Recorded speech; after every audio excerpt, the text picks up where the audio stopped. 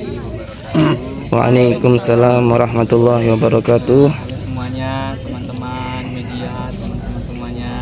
Kami dari mahasiswa Institut Agama Islam Muhammad Aziz Jambi sedang ada tugas kuliah yang mana itu tentang social entrepreneurship, di mana kami sedang mewawancarai seorang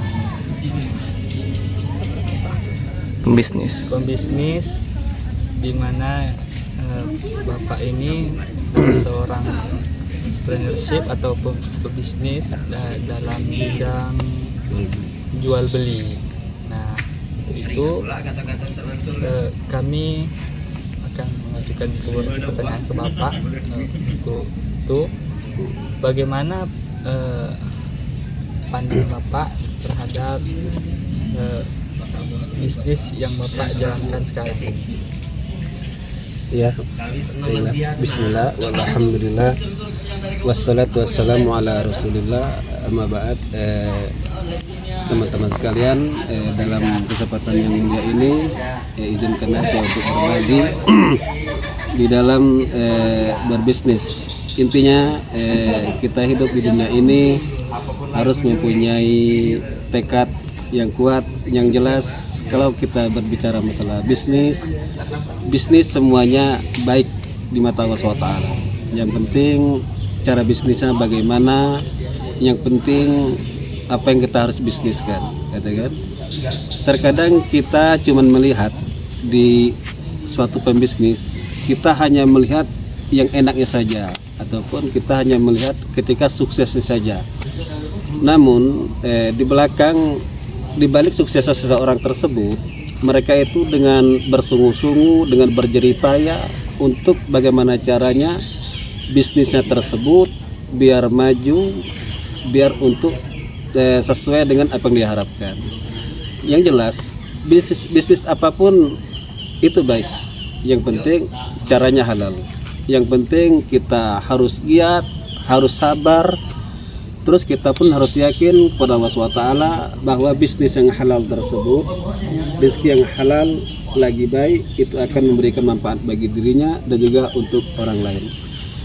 Yang jelas, Nabi Muhammad SAW, dia juga adalah seorang yang pembisnis. Dia entrepreneur juga. Dari masa kecilnya, dia telah menjualkan jasanya untuk mengembala kambing bagi orang-orang di Mekah ketika itu. Karena kita maklumi Nabi Muhammad SAW dilahirkan dalam keadaan yatim. Ketika dia baru lahir, ayahnya sudah meninggal. Ketika dia baru sekian tahun usianya, ada yang mengatakan baru 6 tahun 7 tahun, ketika dia berhijrah, ketika dia mengikuti ibunya, yaitu ke Madinah ketika itu untuk menziarahi kuburan ayahnya. Lalu ketika mau pulang, ketika di daerah Al-Abwa, ibunya Aminah meninggal. Setelah itulah Nabi Muhammad SAW diajarkan. Ketika itu Nabi Muhammad SAW diserahkan kepada datuknya yang bernama Abdul Muthalib. Ketika itu juga Nabi Muhammad SAW itu diajarkan masalah bisnis, masalah sosial, katakan. Bahkan Nabi Muhammad SAW juga dia sudah mengerti tentang politik. Akan tetapi ketika itu di kota Mekah itu orang-orang sangat jahil, orang-orang sangat tidak mengerti tentang sosial, tentang politik, apalagi tentang masalah tauhid, kan? Sampai-sampai mereka ketika itu mereka mensyirikkan Allah SWT. Mereka mengakui bahwa pencipta langit dan bumi itu Allah SWT. Mereka mengakui yaitu Tuhan kita hanya satu, yaitu Allah SWT. Akan tetapi mereka itu melakukan kesyirikan. Mereka itu menyembah Allah SWT melalui pelantara-pelantara dengan patung-patung, Uzza, Lata dan sebagainya.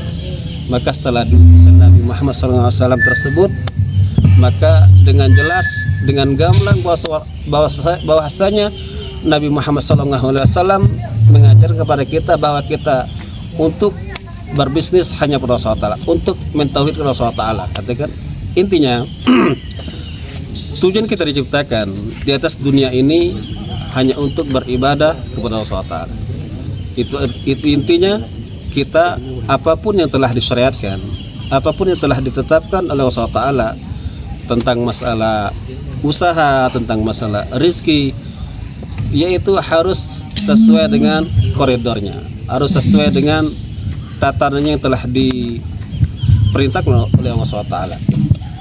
Yang jelas, bisnis apapun kalau pandangan saya itu baik, katakan, entah itu di pertanian, entah itu di peternakan, ataupun seorang tenaga pengajar, yang penting dia niatkan itu, dia dermakan dirinya itu hanya untuk Allah SWT, bukan untuk kepentingan pribadinya. Itu saya rasa itulah yang dapat saya sampaikan. Terima kasih Bapak telah mau menjelaskan sedikit tentang bisnis Bapak. Dan mungkin ada pertanyaan dari Ibu mungkin untuk Pak Alpala. Iya. Gini, Pak Alpala sebagai pembisnis menekunin jual beli ya Pak ya? Iya, Jual beli. Berarti dalam kita berbisnis itu tentu kan kita mencari untungnya ya Pak ya? Iya. Tapi di balik untung itu dalam arti kata tetap juga ada keikhlasan kita atau rezeki orang lain juga kayak gitu. Jadi itu bagaimana Pak menanggapinya, jual beli tapi di situ juga ada ikhlas kita kayak gitu. Oh iya, dengan ikhlas itu Pak. Bagaimana? Yang jelas masalah jual beli arti kata tukar barang sama uang ataupun mata uang, gitu kan. Intinya kalau caranya baik, caranya tidak ada tipu menipu, yang jelas itu betul-betul kita diperintahkan, kita disyariatkan. Apalagi jual beli yang halalan, gitu kan. Apalagi yang jual beli yang halal.